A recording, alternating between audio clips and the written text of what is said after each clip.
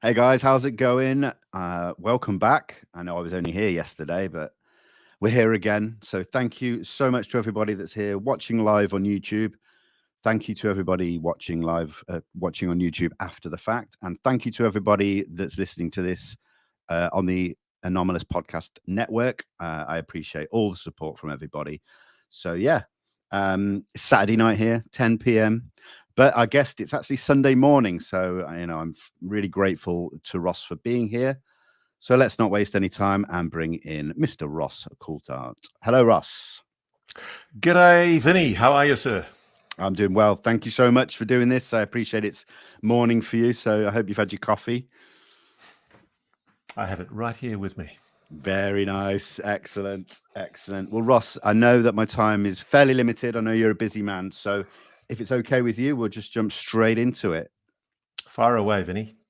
Excellent. Now, the first thing I wanted to touch on, and we don't really have to go into massive detail, is a lot of the things you talk about have come from sources.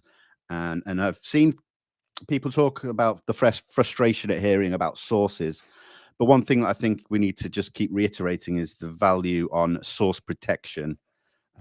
So one question around that is, though, do you find that these sources one day hope that the information they give you will be able to come out either through you or through them? A lot of them have told me that if and when the Congress does something to allow public hearings, they're very happy to testify. I've literally only this morning had a conversation earlier today with one of the people who's flying fighter jets off the east coast of Virginia, and they were telling me that these objects have been seen by his squadron this year. So whatever they are, these anomalous objects are still manifesting themselves to the US Navy, and they were saying that there's a fairly broad consensus among the group of pilots that they work with that it's a really good thing that the Congress is now pushing for hearings, and I think also there's a change happening whereas before you had people frightened of speaking out because they were worried about being ridiculed or vilified or stigmatized. There's now a growing recognition that there is a willingness led by the Congress for this material to come forward. And that can only be a good thing. And it's actually, just so you know, it's having follow-on effects here in Australia, because I did a story back in November with the TV network I work with here in Australia, where we did a follow-up on our original documentary from June this year. And we had interviews with people who'd been in the military, the armed services, who'd seen anomalous objects while on service with the Australian Navy. And it's great, because what's happening is I'm now getting people who've either worked historically in different sections of the Australian military or indeed the New Zealand military, who are telling me that they've seen anomalous objects, and they'd always kept quiet about it. And now they're wanting to talk about it, and they're wanting to know who they should go ahead with it. And there was one guy I was talking to yesterday who said to me that he didn't feel comfortable going public or naming himself with me.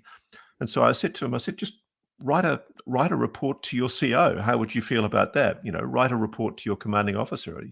Have you got any problems with that? And they went, no, I don't really. And I said, well, it's anomalous objects in Australian airspace over a defence training area.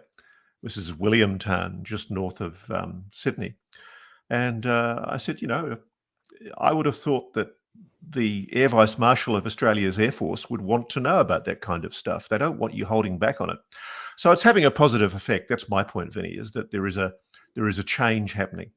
And I interviewed people in your Air Force, in the British Royal Air Force, back in 2009, about the Black Triangle episodes that were happening over the UK in the 1980s and the 1990s. Yeah. And I spoke to wing commanders and squadron commanders from the Air Force and the British Air Force, and there was a real willingness to engage back then. And I think there's a slow change happening, despite the debunkers and the skeptics. It's starting to happen. Yeah, I can feel it. I think we all can. But I think sometimes it does bring up more questions. And this is just when people get excited with feeling like we're getting closer to answers, possibly. Now, you mentioned there quite a few things I'd like to touch upon. Firstly, the fighter pilots off of Virginia. Now, you said this year, so we're only 15 days in, so that says a lot. Yeah. Did they say anything about, are they still capturing these things on all the sensor systems, possibly photographs as well? Look, I know they were last year. I'm a bad journalist because I didn't actually ask that question. I was so excited that they told me they'd had sightings. It was stupid of me. It was a very brief, fleeting conversation. I just didn't ask. I'm sorry. No, it's fair enough. I'm sure you will get the opportunity again in the future. And also, you mentioned there the British military. Have you spoken to anyone recently from this country, be it from the political side of things or the military aspects? Not this year, and not in the second half of last year. But yes, I spoke to people for researching both my book and my documentary in both former and serving British military. And also, one of the things I really commend, actually, I didn't realize the significance of it, was the incredible detail in the Condign report, CONDIGN. It's an amazing document because it was written, nearly 25, 30 years ago. Yeah. And is it Dr. David Clarke or Professor David Clarke? It's the guy Dr. David Clarke. He's actually coming on here on Thursday to speak to me again. Oh, well, I doff me hat to him. It was a fantastic bit of work on his part getting hold of that. And I loved the story of how he procured it. And I looked at it with Nick Pope in the British National Archives after it was soon declassified, and I never really had an opportunity to look at it then. And I think David's now procured it and been able to scan it and digitize it, which is why it's now available online. And there's an episode in there that I keep on coming back to, where in the immediate aftermath of the Cold War, former Soviet commanders in the USSR admitted to the British Condign investigators for their report that Soviet fighter jets had attempted to engage UAPs and that they were lost in the process of doing that. Yeah, and did you pick up the other one? The other one that I really want to flag people's attention to is, because I've got huge respect for Frank Milburn, who's a former British military intelligence officer. And Frank gave an interview the other day where he basically asserted that he was told that there were a number of fighter jets from both sides of the border around East Germany during the Cold War lost attempting to engage an object or objects. I think it was 8 or 9 jets or something. It was an amazing figure. It was a high figure, chasing it across almost up the middle of the country. Yeah, and I find it incredible because, the idea of that many people being lost in one engagement and then the families having to be told and the whole thing being kept secret is mind-boggling. But if that's true, let's investigate it. I mean, the thing that I'm saying is that there are no fruitful loads for investigation that are now slowly coming to light. And the thing that really annoys me is that for much of the last 30 years since the end of the Cold War, the subject matter has been so stigmatized and so treated with taboo that mainstream media has completely failed to do its job properly and actually investigate it. And yet, as I've found, and when you actually start digging, there are people there who want to talk about it and who are actually quite happy to talk about it. And that's what's happening to me now. I'm overwhelmed with good people contacting me. And please be patient, everyone, because I just don't have time to process the volume of emails that are coming in. I've got so many people contacting me wanting me to talk to them about either their service experience or the sighting that they had, or issues that they know about from the work that they're involved in. And it's very, very difficult to keep track of it all. Yeah, I can only begin to imagine, but you're doing a great job so far, and I'm sure you will continue to do so. So thank you. Kudos. Let's switch it to your home country, or to Australia, where you reside. We recently saw Senator Peter Whish-Wilson talking openly and asking serious questions about the subject. Has anybody else, other whispers of other politicians, again, and military personnel talking since that chat? Not on the record. I've had phone calls from two staffers for one's a government minister and the other was an opposition shadow minister, just wanting a briefing. And it was very much along the lines of, oh, Roscoe, I see you've written a book on UFOs, and the level of ignorance is breathtaking. But basically, this is not something that's on their radar, and I don't think there's a cover up. I really don't. I mean, we have a saying in my line of work, which is never ever assume a conspiracy. Always assume a screw up before a cover up. Yeah. And I think what's been happening is there has been Five Eyes intelligence coming through, and I'm told this by people who know. There's been repeated intelligence that's being shared amongst the Five Eyes countries, your country, Britain, Australia, New Zealand, the US, Canada, where we've been sharing intelligence on the phenomenon.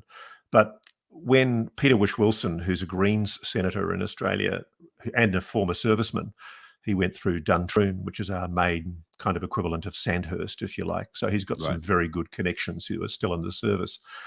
When he asked the question of Mel Hupfeld, who's the Chief of Air Staff, the head of our Air Force in Parliament not long ago in a Parliamentary Oversight Committee, the Senate Estimates Committee, what did he know about UAP monitoring? Was there any monitoring of UAPs? Mel dealt with it as a pilot who's seen a lot of combat service, probably would, with a degree of irony, and was fairly dismissive about it. And I'm not saying Mel's been misled. I don't think he was. I just don't think he knew the full extent to which there is information sharing among the Five Eyes. But what's going to be really interesting is I'm already talking to people. I've spoken to people from the Congress who are pushing really hard for whatever comes out later this year in terms of reports to the Congress to include what's known by Five Eyes partners, including Australia and New Zealand. And they've told me that there will be engagement with the Australian Air Force in particular. And it's funny because, the Australian Air Force is still locked very much in the paradigm of the 1970s, where essentially all you say is there's no threat to national security and it's not a flight safety risk. And that's been their parroted line for so long. And the irony is I'm talking all the time now to people in the defense hierarchy. Some of them are pilots, some of them are people working in a technical area like radar operations or satellite telemetry receipt.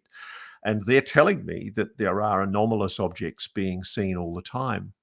And in fact, contrary to what Mel Hupfeld told a Senate Estimates Committee, I'm told that Mel Hupfeld has been orally briefed about unauthorized aircraft movements, UAMs, and that the issue might very well be one of titles, labels. When he was asked about UAPs, maybe the answer was, no, there were no UAPs being reported, but maybe they're UAMs.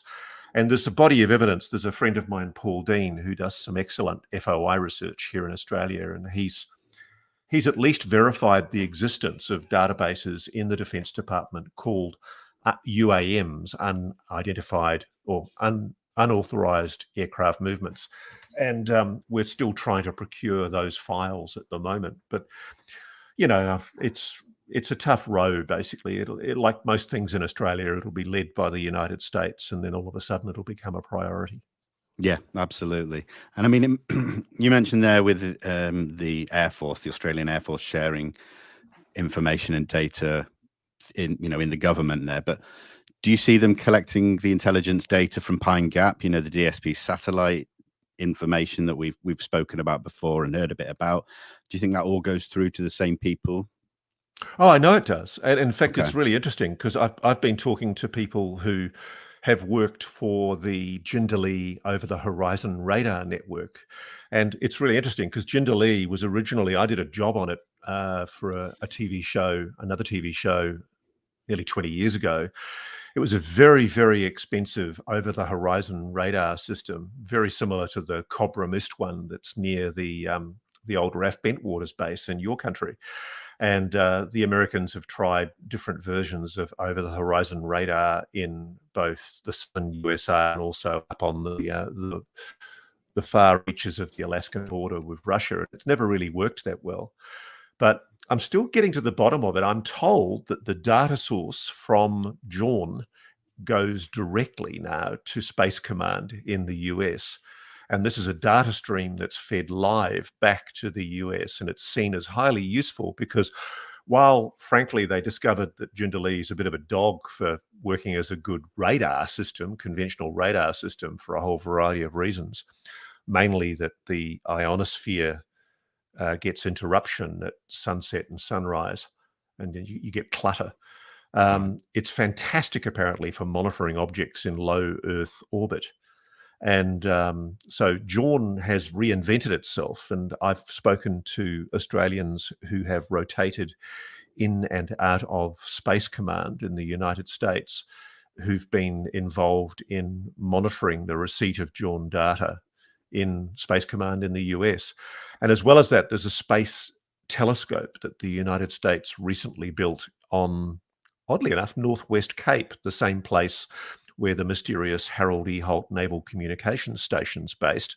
Yeah. And this space telescope is a top of the, absolutely top of the art, brand new American space debris monitoring site. And there's photographs of it. I could send you images of it taken by our Defense Department. To see it, yeah. But it's shrouded in secrecy, and I'm still probing and trying to get to the bottom of that one. But it is interesting that as well as Pine Gap, which is the most well-known one, which is the joint facility we operate with the United States in the middle of Australia near Alice Springs, and that's mainly satellite telemetry. The DSPs now are pretty old. There's some brand new satellites that do even greater things that are now feeding back as well, data streams back to the United States in real time.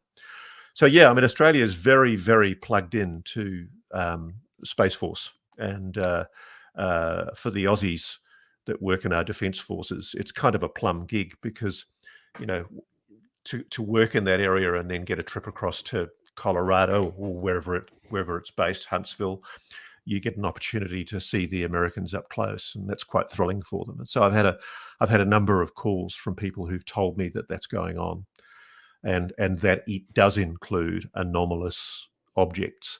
And this is the weird thing, is that I don't know if there's willful ignorance on the part of our military leaders, but they need to ask for briefings because they're going to look like idiots. The moment the United States starts asking for information to honour the terms of the congressional orders that have been made in the legislation, the only way they're going to find out properly what's going on is if they actually ask their own people.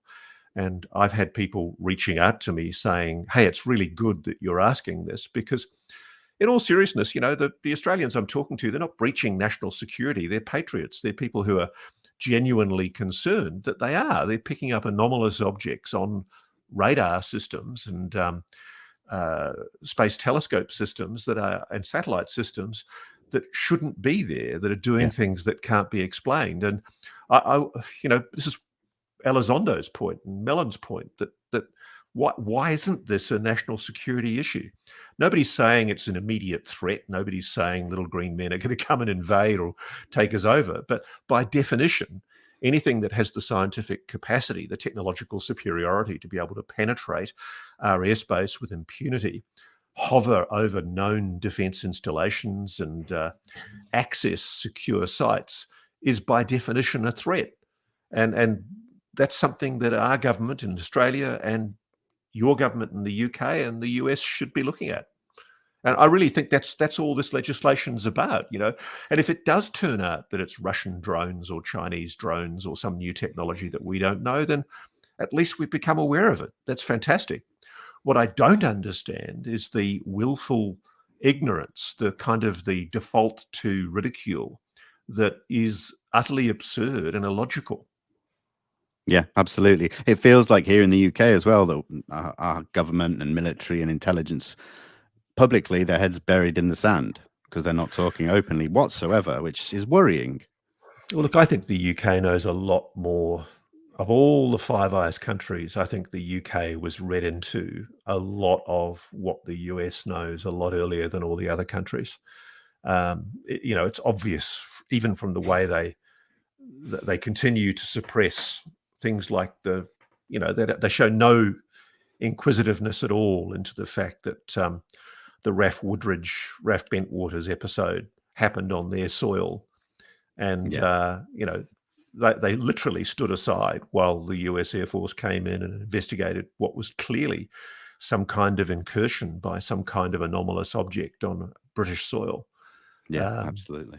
You don't buy willful ignorance like that unless you're given a bit of a briefing. I say, old chap, what's going on here? Absolutely, I completely agree. Yeah, I mean, the UK government and what we've seen from the released files in the past 20 odd years, there was some serious work being done on the subject, and then it goes dark all of a sudden in the past decade. I don't buy that one little bit. Well, neither do I, and in fact, neither did Harry Turner, who was the Australian, one of the chief scientists in Australia's joint intelligence organisation in our Defence Department. And I've put out on the internet the document that one of my colleagues, Bill Chalker, here in Australia, was instrumental in procuring from our Defence Department. And he befriended Harry. And way back in the 1970s, Harry was utterly convinced that there was a cover-up going on, that the Americans knew far more than they were letting on about the phenomenon. And sadly, the poor man went to his grave never really getting the answer. But he was in touch with American defence scientists. He collaborated on different things like the nuclear weapons tests at Maralinga with your British government. Yeah. And he saw anomalous objects, and he saw enough to convince himself that the phenomenon was real. Yeah. You mentioned Maralinga. That's actually on my list of things I'd like to discuss. So we might as well jump onto it now. Now, it's because we hear about all these cases around nuclear test facilities and things like that. But Maralinga, I don't think a lot of people are familiar with what happened. And I think a lot of the sightings were as back as early as the 1950s. So are you able to just give us a brief overview of what happened back then, and if anything is repeated around that area in more recent times? Well, Her Majesty's government, the British military, in their great wisdom, decided that letting off nuclear bombs to test the building of the British nuclear deterrence in the aftermath of World War II, they wanted their own nuclear bomb. And they decided in their wisdom that to test their weaponry, they needed a remote and empty part of the world. And they set upon Australia, God bless them. And of course, it wasn't empty. There were a large number of Aboriginal people who were still nomadic, moving in the areas of the South Australian desert where these tests were located. And a lot of them have suffered terribly since from the exposures to radiation. A lot of them were forcibly kicked off their land. But there were hundreds of thousands of square kilometres of territory that were essentially locked off by the British and Australian military in the 1950s, and right through the 1950s and the 1960s. Firstly, at Maralinga, where they developed the actual bomb and did repeated nuclear testing. And then later at a place called Woomera in the same area of desert, they tested the ICBM technology, the Intercontinental Ballistic Missile technology. And then also in islands far off the West Australian coast, I think the Montebello Islands, they also did airburst sea launches of nuclear weapons. But the most interesting things that are in the Australian National Archives, declassified archives, are documents that show that right through this Maralinga nuclear testing, just as has happened at the Nevada test range with the American nuclear testing, as soon as they started this testing, anomalous objects were being detected over the test sites, including objects that to the observers, most of them were military observers, looked like lenticular, metallic, disc-shaped craft. Quite often these objects were seen in some of the sightings that I've read coming up out of the sea, out of the ocean on the south coast of South Australia. And there's literally a sequence of sightings reports where two little old ladies see this object coming up out of the ocean over Adelaide, which is south of this range. And then later on, either the same day or a day afterwards, you've got people on the range seeing these objects shortly after or just before a nuclear weapon is due to be exploded. And interestingly enough, the guy who wrote the JIO report, I beg your pardon, Harry Turner, in 1973, he was one of the young physicists who was involved in working with the British on the range. And he was involved, assigned to investigate some of these sightings. And it's quite amazing, actually, because while I was researching the Northwest Cape story, I got put on to people who worked at the mythological Northwest Cape facility, the Harold E. Holt facility, and one of them was a physicist who'd also worked in the test range in the 1960s. And he told me that he was ordered by his superiors to go and investigate a sighting by a civilian woman who'd been walking her dog, and she'd claimed to have seen a lenticular disc-shaped craft landing in scrub bush near her home. And he went and investigated, and he found 3 triangular shaped indentations in the soil. Of course, there was no craft there anymore. But he said to me, he'd never spoken to anybody about it, and he never actually gave the report to his superiors because he was worried again about this ridicule factor. Yeah. I think he gave an oral report to his commanding officer, but he never wrote anything down. But what fascinates me is that despite the taboo and despite the stigma, there's a long history from that testing at Maralinga Woomera of really strange, anomalous objects that were seen all through those nuclear test experiments that were being done by the British at Maralinga. And I've been involved in doing stories since where the full extent, frankly, and this needs to be acknowledged, that, I mean, the British government is still making it very difficult for servicemen who were exposed to the radiation to get compensation. It's almost impossible for them to prove the levels of exposure, and a shocking number of these men have died from terrible radiation cancer-caused illnesses. Yeah. And but when I was working for another TV show many years ago, we were involved in going out to Maralinga, and we showed how there were still areas where the British had strewn plutonium for no good reason. They'd literally just strewn plutonium over the outback. And a lot of this was still there. In fact, we were warned not to stay there for too long because it was still hot. Yeah. And, this vast swathe of Australian desert is still dangerous to the people and the traditional residents of that land, the Aboriginal people who lived there. And it's a huge scandal, really. I mean, there was a royal commission that investigated this in Australia, and the British government somewhat begrudgingly handed over some of its files on the matter. But the full extent to which this has all been sat on is never really properly going to be revealed in that inimitable British way. Absolutely. So while you were there on the site, did you get to speak to any locals at the time, and did you hear anything about more recent sightings in that area? There've been sightings constantly. I mean, less so in the Maralinga area because there's not really been a lot of activity there until I suspect the Americans were testing hypersonic missile technology in Woomera fairly recently. But I spoke to the Aboriginal people, the traditional custodians of the land there, and they're still mightily upset that they lost vast swathes of their country to a decision made by Robert Menzies, the Australian Prime Minister, to sort of cravenly allow the Brits to come in and essentially despoil this massive part of Australia. But no, the bulk of the more interesting sightings that have occurred have been over more new military bases like Pine Gap, which is much further to the northeast, and Northwest Cape. And there's been sightings as well over a lot of the more conventional Australian Air Force bases like Williamtown, Newcastle, North Sydney, and places way up the Queensland coast. I mean, there's a long history here in Australia of anomalous objects being sighted. But one of the things that fascinates me is, since I did the last story in December with Peter Whish-Wilson, the senator, all of a sudden the floodgates have started opening, and barely a day goes by now where I don't get quite a few emails from people in the Australian military or former Australian military telling me their story of the sighting that they had while they were in the service. And it's weird because it's not like, I mean, I can tell you, I mean, I've spoken to senior people in the Air Force who've told me that they would welcome people reporting these incursions.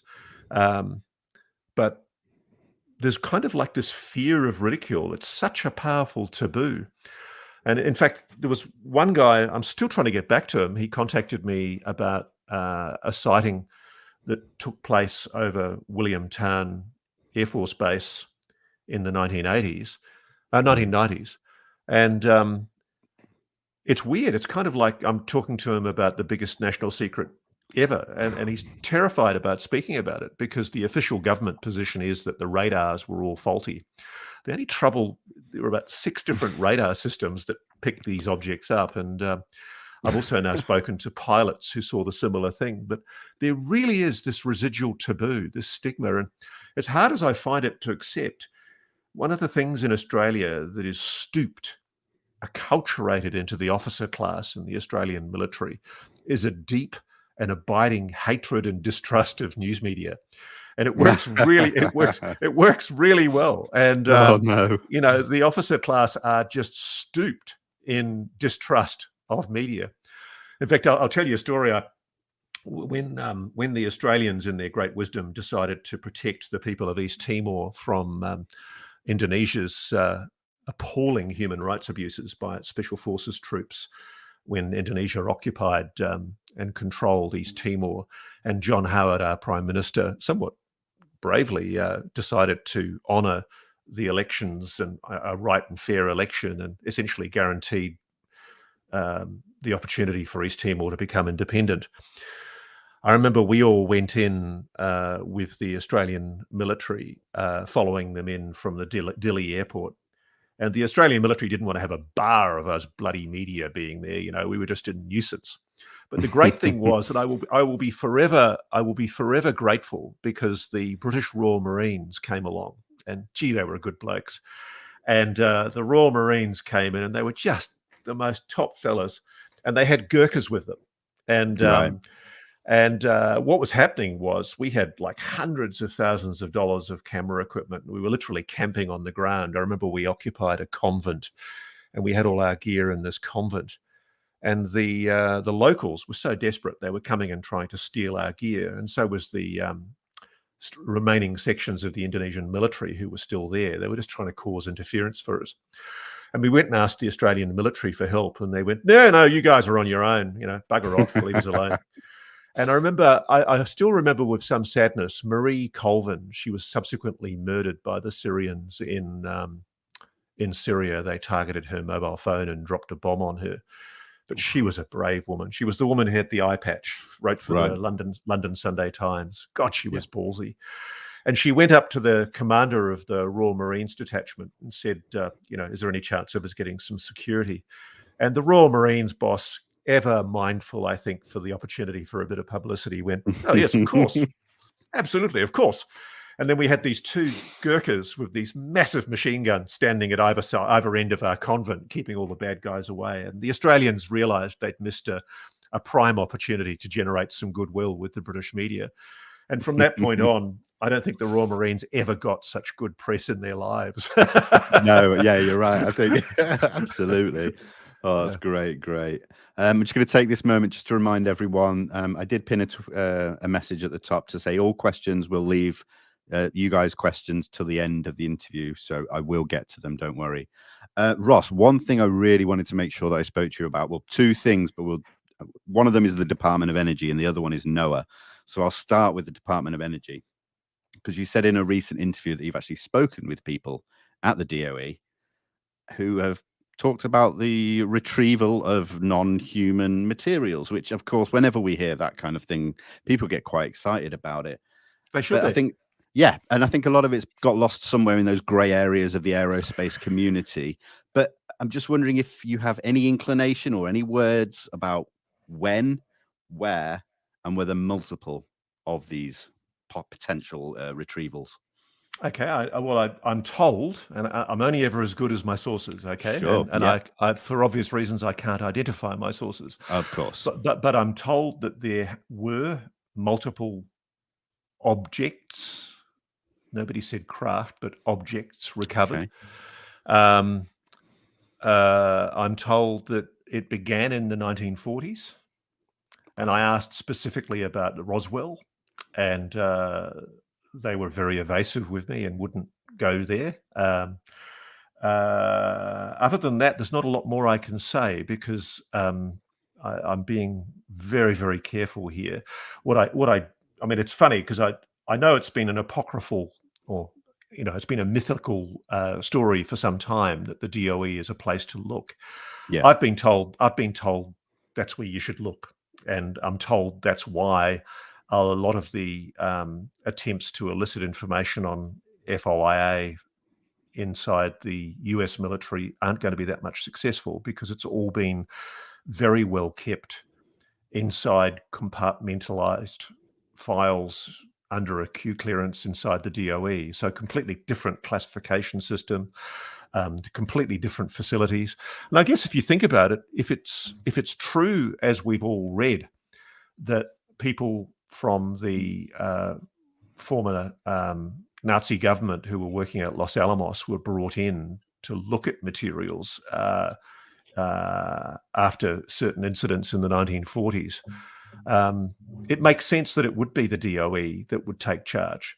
And as well as that, frankly, if I was the US, I'd do the same thing. I'd make sure that this is as compartmentalized as possible. I think we all have to exercise a fair degree of restraint here to some degree, because the more I get into this, the more I'm starting to understand if this is true.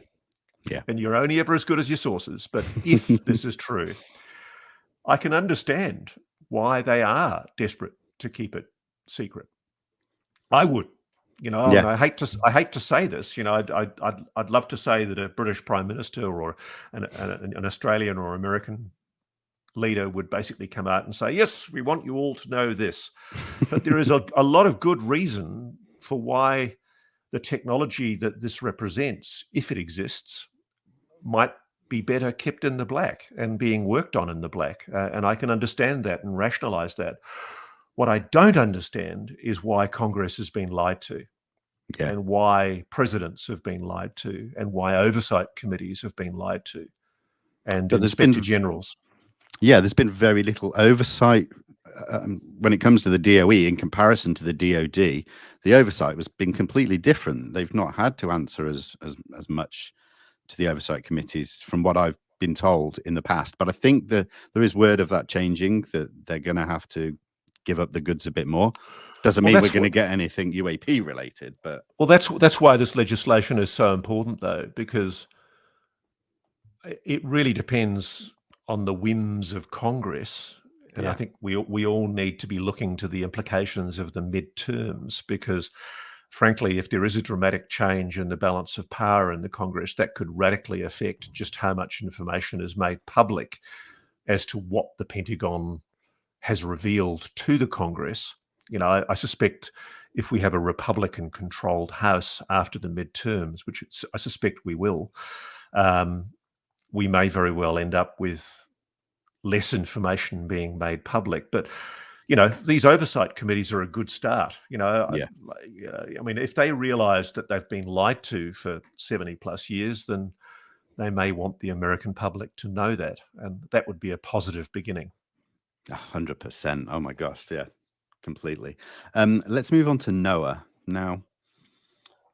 I mean, it's quite obvious why NOAA may be a good place to look because of the work they do with regards to the oceans. So have you spoken to people within NOAA? Have they given you any hints, leads, or information that you're able to discuss? I can't say who I've spoken to or where they are, but I've been told the NOAA is a very good place for data, and that if you were looking for a part of the US government that would have the best data on the phenomenon, they're it.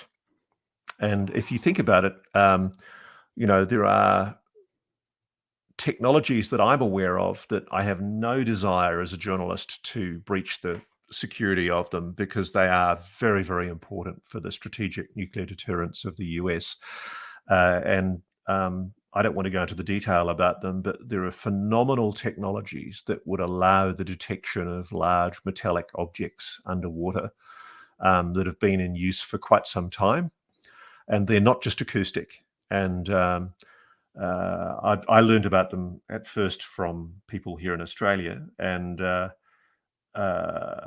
I've made inquiries more subsequently about where that kind of data would be stored. And Right. obviously a lot of that would be in the Defence Department, but I'm told also that NOA is a really good place to look. And I thought it was really telling. Did you notice that a former director of the NOA, a former vice admiral or rear admiral, co-wrote an article with Avi Loeb just recently in The Hill, where they openly canvassed the possibility that what we're talking about here is extraterrestrial life. And I mean, there's a lot of big golden nuggets being dropped, and despite the debunkers along the way, I mean, I'm really fascinated by the way that there is this slow drip of former CIA officials, including former CIA directors, former presidents, former principals of relevant government departments, now dropping big clanger hints, hinting quite openly about the possibility that what we're talking about here is some kind of non-human intelligent life. And, before the debunkers and the skeptics start jumping on my back, basically saying I'm openly talking about about aliens. I'm not. I'm just saying that they're saying it. They're the ones talking about an intelligence that may not be human. And we're in a completely new paradigm here where it's time to grow up and start engaging and thinking about this subject matter in a way that we haven't done before. I'm really excited. I mean, I'm hoping that 2022, as well as putting COVID behind us, I'm hoping that we might actually get some breakthroughs in terms of an official willingness to at least go further in admitting the reality of the phenomenon. I don't think we're going to see a lot about retrieved technology, even though people like Lou Elizondo and others have spoken quite openly about it. I think that'll take a while longer, but I think we are going to see an increased candor about the fact that there is a genuine mystery there that requires investigation. And that in and of itself is a massive breakthrough. That's huge. To have militaries now acknowledging, this is real. We've gone through 50 years of denial and evasion on the subject matter, when it's been quite clear to a large section of the UFO Twitterati that there is something going on, and that there are ongoing investigations being done by the US, the French, the British, the Australians, and other governments. But they've all had their heads in the sand and pretended that it's not an issue and that it's not a national. There's that weird answer that we've kept on getting. When you say, are you investigating UFOs? And they go, nothing that we're investigating represents a threat to national security or flight safety. And they can't say that anymore, which is so exciting, because the US Congress has been advised by the Pentagon that, yes, this is a threat to flight safety, and it may very well also be a threat to national security. Now, I think personally the threat to national security is just a bit of a line to get all the congressmen on board. Of course. I don't really think they think there's a genuine threat there, because if technologies like this that are represented by these objects are real, and they appear to be, it means something's been operating with impunity in our skies, our oceans, and indeed in orbit for, decades, if not hundreds of years. And a technology like that is so advanced, clearly intelligently controlled. It could have wiped us out years ago if it had wanted to, but it clearly hasn't. Yeah, absolutely. I'm going to jump on to some of the questions that were asked in the chat here. Just, I'm quite conscious of time. I've got a few more this side as well on my list, but we'll get to them possibly. First question from Electron Gap. If Ross could get a truthful answer, what would he ask and who to? So if you knew the answer was going to be true, my dream is to walk up to Hillary Clinton, and I'm going to do this. I'm going to stalk her the next time I go to the US, to walk up to Hillary Clinton and say, Hillary, what were you and John Podesta up to? Why was John Podesta having conversations revealed by the WikiLeaks emails? Yeah. Why were they having conversations with Robert Weiss of Lockheed Martin, and I apologise to Robert if I've said his name wrong, and two immediate past former very senior generals in the US Air Force. Now, what was going on? Why were they talking about disclosure? Because clearly the Clintons were planning something. John Podesta, a keen advocate for UFO transparency. So she's one of the ones I would love to see cornered and asked the hard question, what was going on here? I'd also like to see John Podesta asked, what's going on here? You're the former, very senior policy advisor to Clinton. I think you were chief of staff to Barack Obama, and then you ended up helping run Hillary's campaign. There was clearly a contemplation here that there was going to be a level of disclosure, and it was all being worked together with, unbelievably, Tom DeLonge of TTSA to the Stars Academy. What was going on here? And clearly it all died when Donald Trump won the election. That's crazy, isn't it? I mean, to me, it's just one of the great cognitive dissonances that you've got this incontrovertible evidence. It's the sort of thing I go to as a journo, when somebody leaks a document and the document's provenance is not in doubt. These emails, the provenance of these emails, even though, a lot of people say it wasn't the Russian GRU that leaked them, it was appallingly damaging and untrue conspiracy about Seth Rich. It doesn't matter where they came from. They're real. Their provenance is real. There's a chain of custody for them. And they show incontrovertibly that the presidential candidate, Hillary Clinton, was contemplating disclosure of some kind with the help of people like General Neil McCasland, General Michael Carey, Lockheed Martin's Robert Weiss. What the hell was going on? So that's one of my first ones I'd ask. The next one would be Trump, because he can't keep his mouth shut. I'd go down. I'd go down to Florida and I'd just wait outside. What's his house called down in Palm Beach? Down in Mar-a-Lago. Yeah, Mar-a-Lago. And I'd just basically stalk him until he agreed to tell me what it was that he was hinting about with his son, Donald Trump, in that interview he did a few months before the election, where he basically said, Roswell, that's very interesting. That really stupid question that Donald Trump Jr. asked his dad. Now, Dad, Dad, there's all these talk about UFOs and Roswell. What can you tell us about that?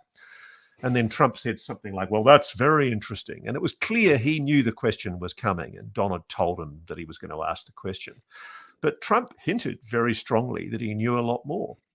So what has been said to these presidential candidates, and indeed a former president, that makes them aware that there's an issue there? And even Obama, Obama hinted very strongly, very recently, that yes, we do need to take this phenomenon very seriously, that there are these anomalous objects operating in our skies, displaying technologies far beyond ours, which is just mind-boggling that the rest of the mainstream media doesn't immediately jump on that. I mean, forgive me, I'll just have a minor little rant here for a moment, because I was reading something this morning where I read that the only reason, or it was claimed that the only reason the New York Times did the 2017 story wasn't because of its revelations about UAPs, or a secret UFO program. It's because they were able to get on the record confirmation that Congress had allocated $22 million to investigate the phenomenon. And that was the only basis upon which they thought it was worthwhile doing it as a story. So there's still, I think, a high degree of close-mindedness in the US mainstream media. And I think we're all holding our breath, waiting to see whether Bill Whitaker on CBS 60 Minutes will have another go on the US 60 Minutes program.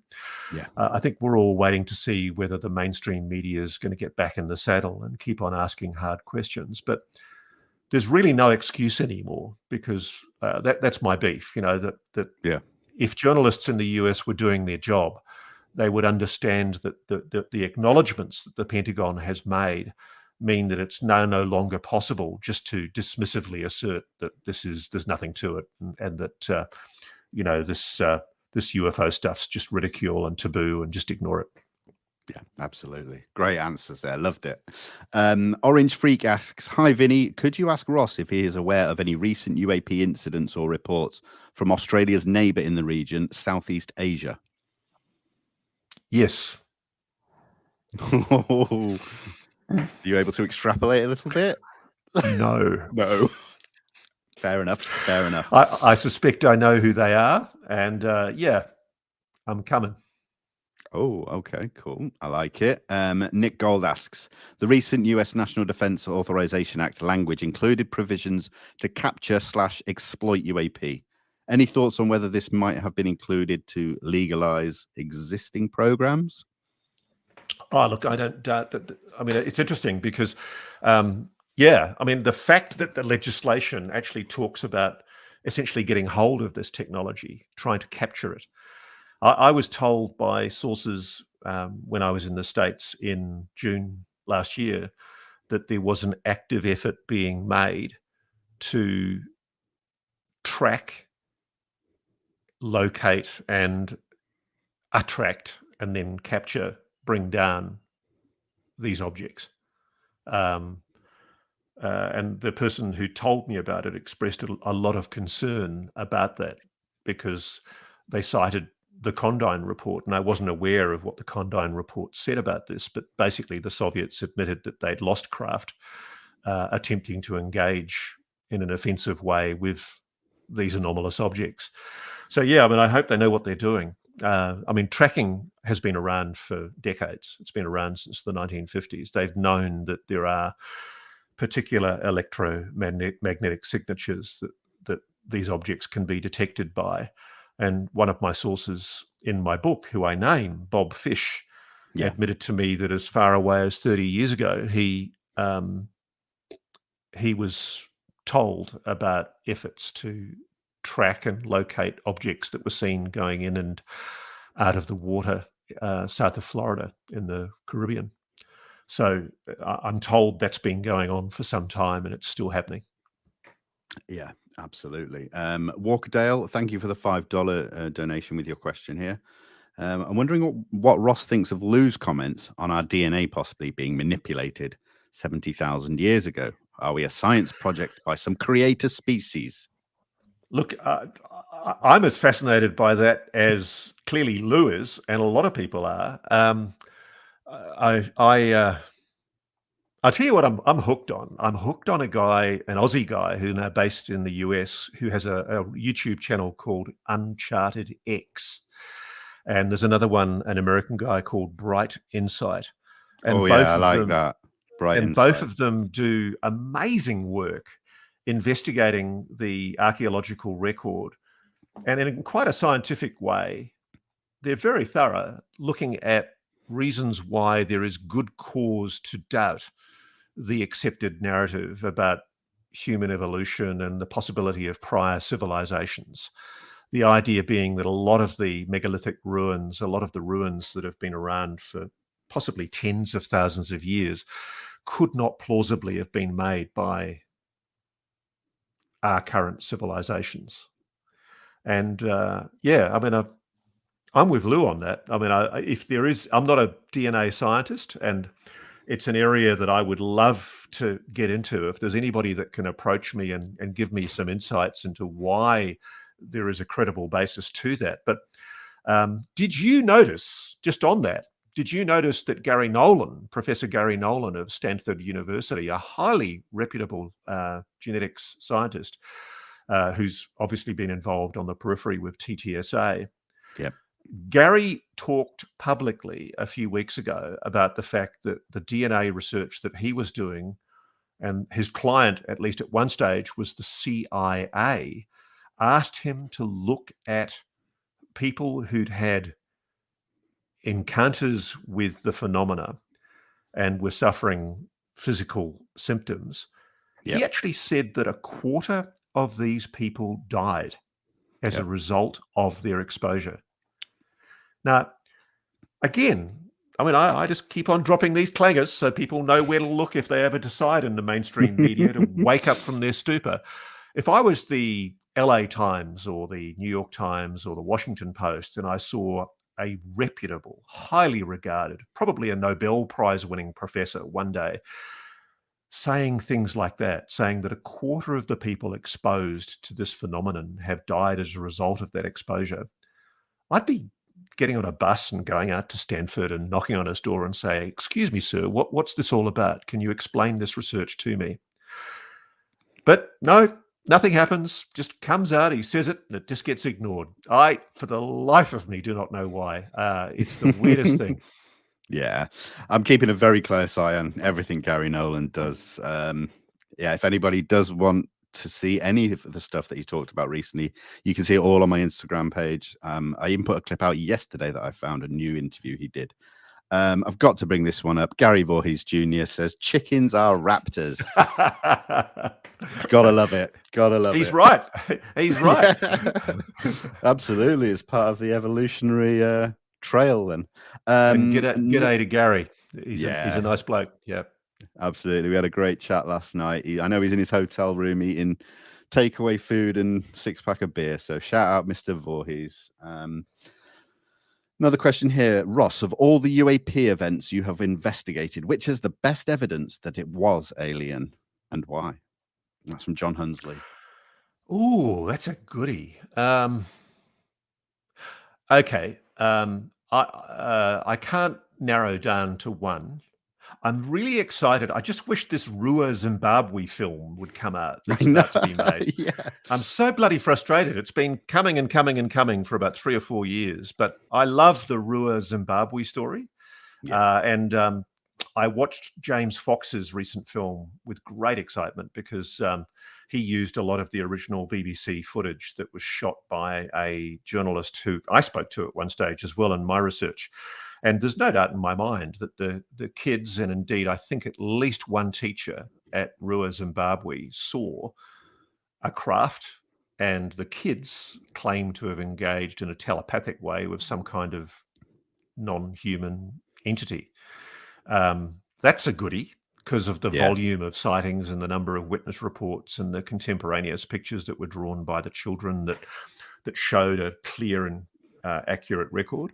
The other one that I like is in my country, which is the Westall 1966 school sighting.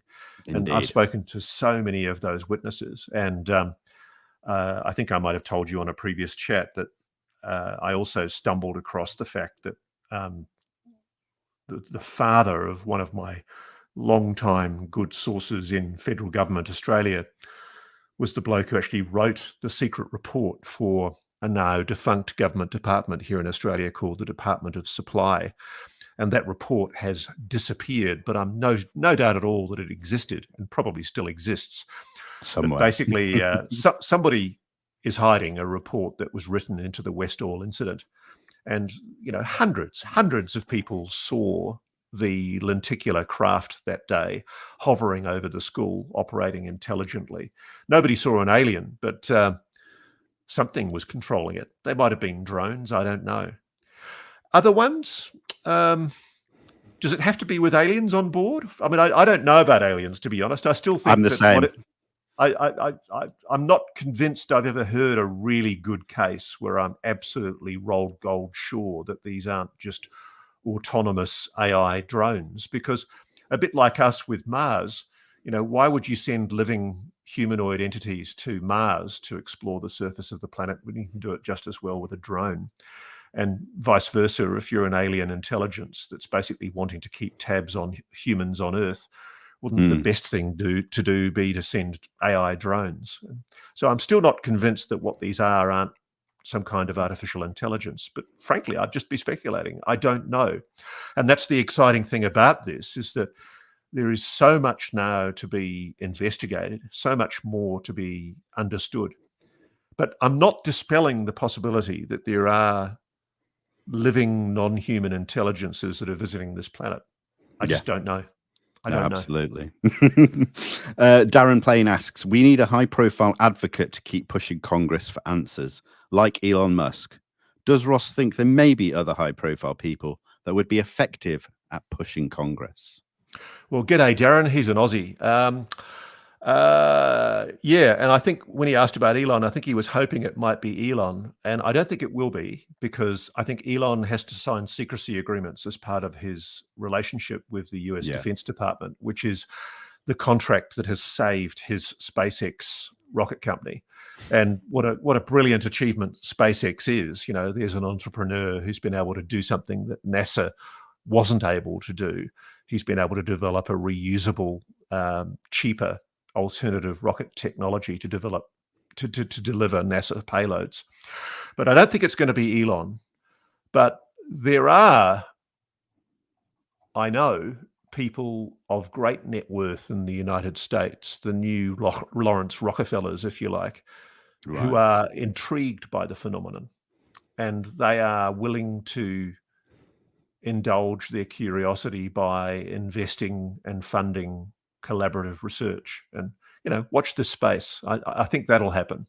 I don't think anybody expects the US government to willingly pry loose the dark secrets that it's probably illegally been sitting on for much of the last 70 years. There's absolutely no doubt in my mind that there's been some kind of a government cover-up. I just don't know yet for sure what it is that they've been covering up, but they're certainly shy about revealing it. Yeah, I mean, who would it be? Who would I like to see taking a lead? Nobody It's comes to tough. mind. Yeah, it's a No. tough one. Yeah. Finally, Shardul Rawat asks, "Hi Ross, in your research, has there been any overlap between UAP activity and remote viewing? Any efforts to remote view these things, etc.?" Oh God, I'll tell you a story. I spent a lot of time investigating a claim that appears in the CIA's files on remote viewing. It was claims that were made that Ingo Swann, one of the RVers, found a secret base in a hillside in Australia and a mountainside in the remote outback of Australia. And I spent ages going through Defense Department files, sightings reports.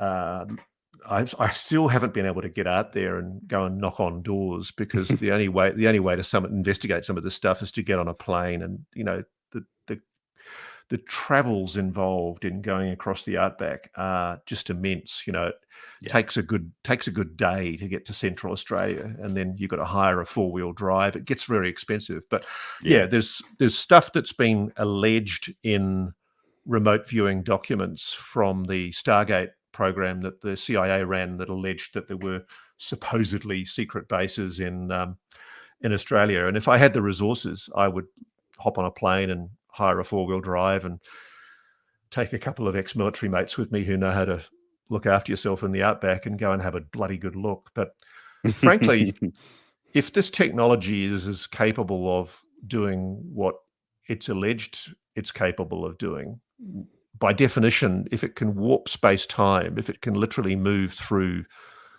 solid mediums like water, there is a question mark in my mind. Does that mean that it's capable of moving through physical objects like mountains or volcanoes? You know, if we are talking, you know, even hypothetically, if you indulge the whim of taking seriously for a moment the fact that somebody has allegedly remote viewed a site, you know, what evidence would there be? How can you even begin to investigate that? I don't know how one can. That's the dilemma here, is that, you know, for example, if these objects are hidden in NOA files, you know, detected 30,000 feet under the ocean, how the hell would we ever prove that? I mean, we can't even find MH370 4 kilometers down in the Indian Ocean. Yeah, very true. Yeah, great point. Well, listen, Ross, we've just hit the hour mark, so I won't keep you too long. If you could hang about just to have a little debrief after we end the live. So one last thing is, what can we expect to see from Ross Coulthart in 2022? New book? I don't. Oh God, no! That would be my worst nightmare. I mean, it's funny. Even though one debunker took a swipe at me the other day for saying I've had this incredible volume of response, I have never in my journalistic career have had the level of response that I've had to this issue.